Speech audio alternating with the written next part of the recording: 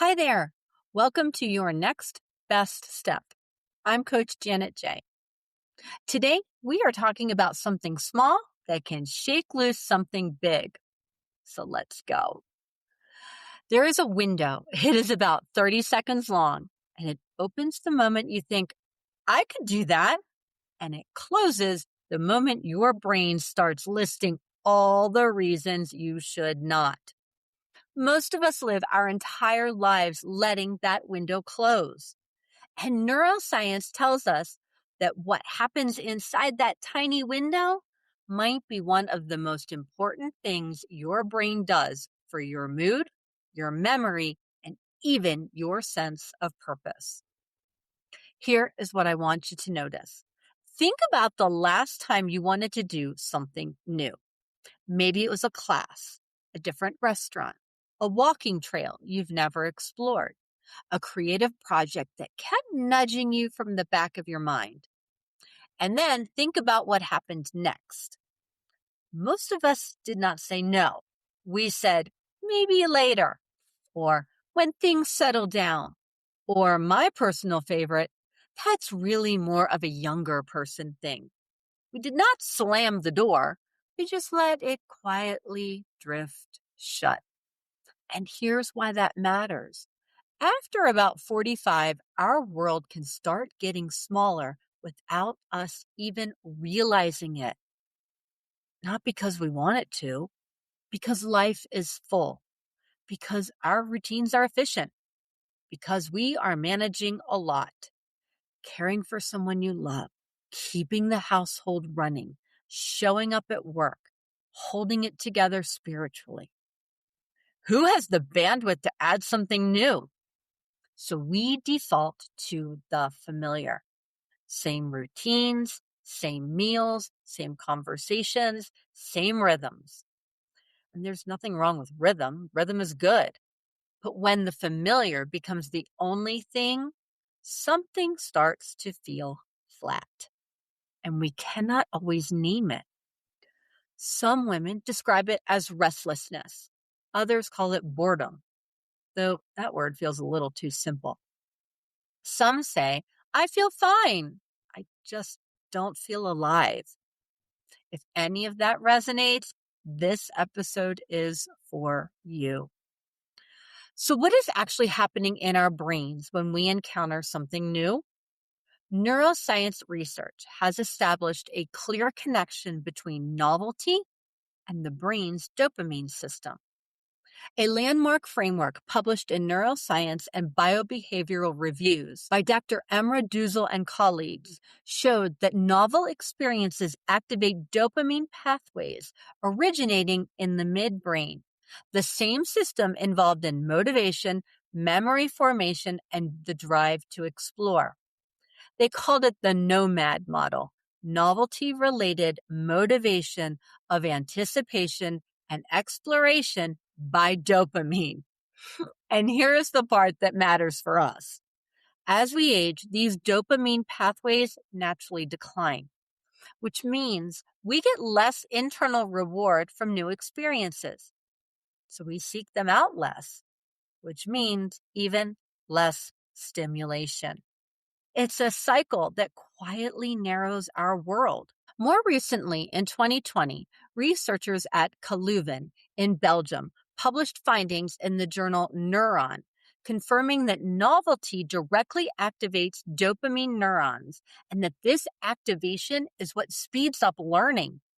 When they blocked the dopamine response to new stimuli, learning slowed down. When they let it happen naturally, learning accelerated. The brain is literally designed to light up when it encounters something unfamiliar. And that is not random. I think God wired us that way on purpose. Isaiah 43:19 says, See, I am doing a new thing. Now it springs up. Do you not perceive it? I am making a way in the wilderness and streams in the wasteland. I love this verse because God does not say, I did a new thing once, a long time ago.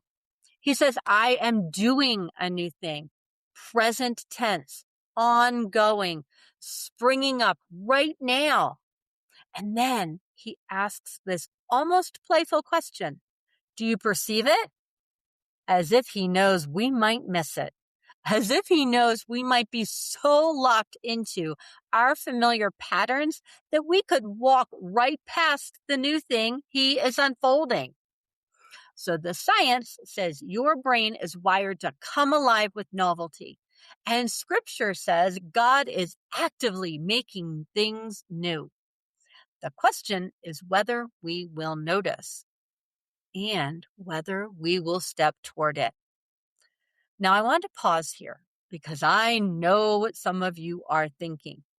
Janet, I can barely keep up with what is already on my plate. You want me to add something new? I hear you. And I'm not asking for a big overhaul. I'm not suggesting you sign up for a marathon or learn a new language by Friday. I am talking about a single, small deviation from the usual. One moment where you say yes to something your brain is curious about before the overthinking kicks in. That is the 30-second courage window. It's the space between that sounds interesting and never mind. And that window is where things change. Let me show you how one small new thing touches all 4 pillars of your health. Mentally, novelty strengthens cognitive flexibility. Your brain forms new pathways when it processes unfamiliar information. This is how we stay sharp, not by doing the same crossword puzzle every day, but by asking our brains to navigate something it hasn't seen before. Emotionally, doing something new gives you a sense of agency. It reminds you that you are not just managing life, you are still choosing it. That matters deeply, especially in a season where so much feels out of your control. Physically, new activities often involve movement in ways we do not expect. A different walking route has different terrain.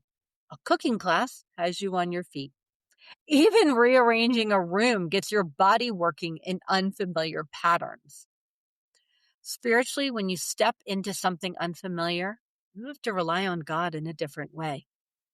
The familiar lets us operate on autopilot. The new invites us to lean in and ask, God, what are you doing here? That is exactly the posture of Isaiah 43:19. Eyes open, heart attentive, ready to perceive something fresh. So here is your next best step for this week. Choose one small new thing. That's it.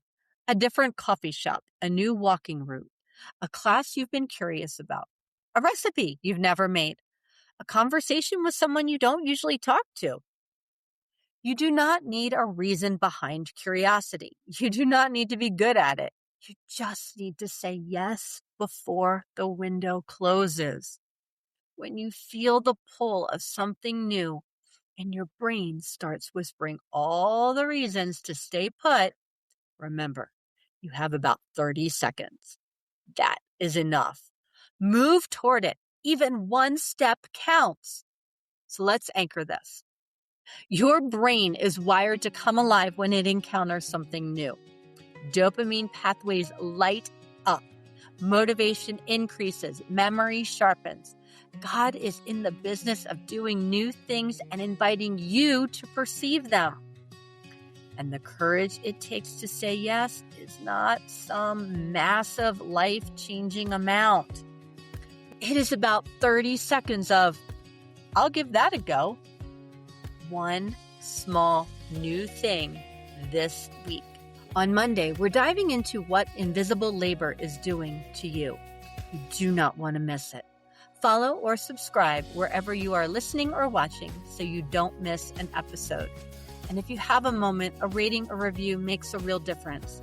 It helps other women find this show, and I'm so grateful for everyone. I will see you Monday. Take your next best step.